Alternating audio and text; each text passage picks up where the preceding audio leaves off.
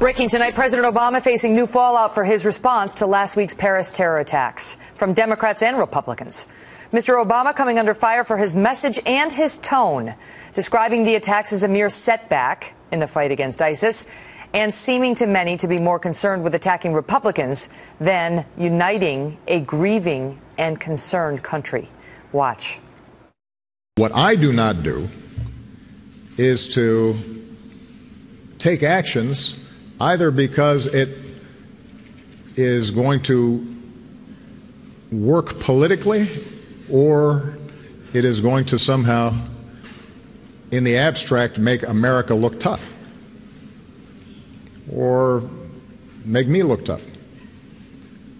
And maybe part of the reason is because every few months I go to Walter Reed and I see a 25-year-old kid who's paralyzed or has lost his limbs. I cannot think of a more potent recruitment tool for ISIL than some of the rhetoric that's been coming out of here during the course of this debate. Among the critics, the Washington Post's Michael Gerson, who declared it is almost beyond belief. A commander-in-chief in a time of national testing deploying limbless soldiers as a rhetorical trump card against his political opponents. Obama expressed more obvious relish for his own partisan battles than for the nation's military goals. Joining me now, Stirewalt, our Fox News digital politics editor, and Kurtz, host of Mediabuzz on the Fox News Channel. Good to see you both. So it wasn't just Gerson, who's a Republican, but Eugene Robinson, Washington Post liberal columnist, came out and said his tone was all wrong. He was patronizing. Other times he seemed annoyed and almost dismissive. And what a turn that is, Chris, from what we've seen from other presidents in times of national crises. Well, look, I think in this case, the president has done this so many times, has done this so often with so many issues. He won a daggone election on it. I don't think he has another setting anymore when it comes to dealing with Republicans, even at a time where, as you say, the norm in sort of a patriotically gracious way that the president does is as long as you unite people and you bring them together. But this is what the president does. When the going gets tough and there is scrutiny on his policies, you smash your opponent right between the eyes, call him a bad guy, question his patriotism, and then step back and watch the press come in and cover the dog pile. It's like how he thought that if he just looked at all of us and said, like, just find a setback, it's what, it's fine, the policy's working, and don't be such racist when it comes to the refugees. We were going to be like, oh, okay, I guess maybe we're making too big a deal out of the 130 people dead in Paris. Are we making too, right? I mean, that was the tone.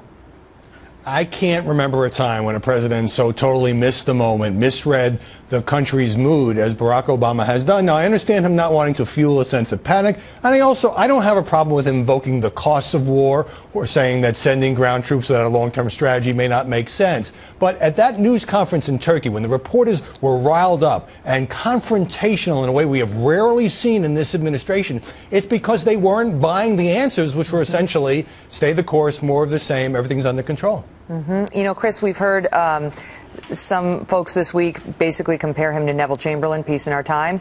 On our show, we've heard that. And then this came out of Gerson's piece today. The U.S. has a president whose wartime leadership is apparently inspired not by Winston Churchill or Franklin Roosevelt, but by Rachel Maddow. And basically accusing him of being detached from reality and, in particular, just what the American people are feeling. They have real fears of terror, and they have real fears of what might happen if we let in the Syrian refugees, and it doesn't make them all racist.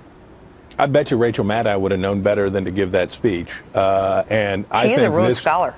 She is a Rhodes Scholar, and she probably loves America. I've never met her, but I bet she loves America.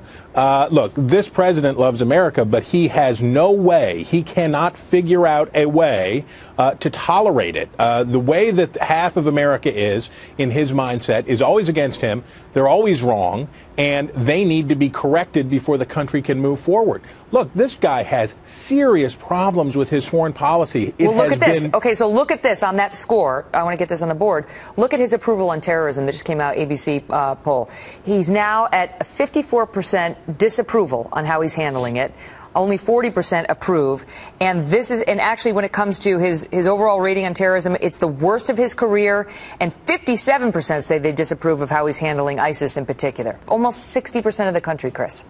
And if you know that reporters will always want to cover everything through a racial lens if possible, if you know that you can dangle that in front of a press corps that wants to see things in racial terms, that wants to talk about Republican bigotry, then you do it, you throw it out there, they jump on it, and maybe they won't talk about your dire approval ratings and the problems with your strategy. That's what happened, Howie. Just this week, a CNN reporter was suspended after she sent out some tweet saying that with the House passing that bill to slow the flow of Syrian refugees, that the Statue of Liberty hung her head in shame. I mean, the press corps is buying it, many of them hook, line, and sinker.